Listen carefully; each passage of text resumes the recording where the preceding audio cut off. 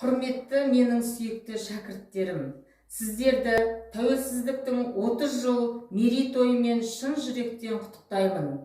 Тәуелсіздіктің 30 жылдығы біздің жас боздақтар мен ата-бабамыздың ерлігі мен батылдығының арқасында қолы жетті. Сол тәуелсіздігімізді бағалап, ары қарап жалғастырушы сендерсіңдер.